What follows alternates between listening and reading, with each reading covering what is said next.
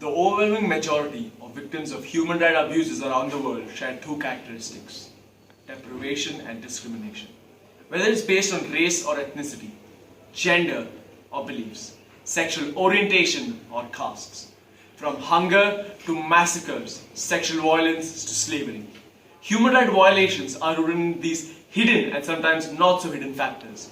We have all read the reports that say the Israel Defense Force militants use Palestine civilians as human shields in Gaza. This has been in strict violation of the human rights, but I believe that there was a desperate measure taken in effort to finally bring an end to Hamas.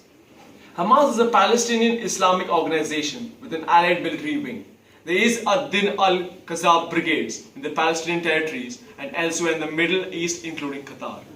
Hamas is designated as a terrorist organization by Israel, the European Union, Canada, Egypt, Japan, and the United States.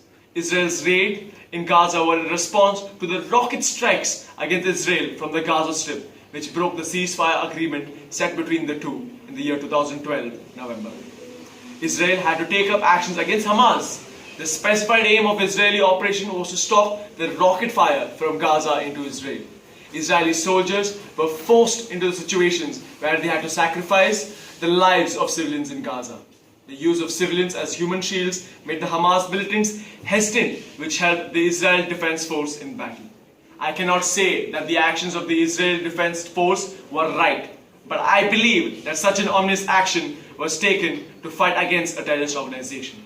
In normal circumstances, the Israel Defense Force militants would not resort to such drastic measures, and only a few civilians were used in such a manner.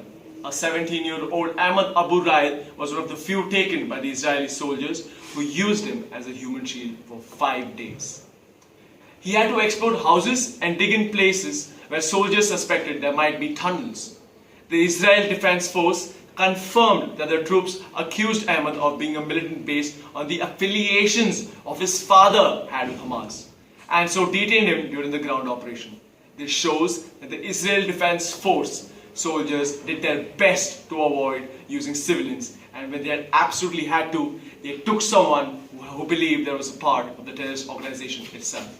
And so, taking into account the aforementioned established facts, the use of human shields was a necessary evil which consequently saved the lives of several soldiers in the course of battle against the Hamas. It is also worth stressing on the fact that human shields were treated with as much respect and dignity as possible during the course of the battle.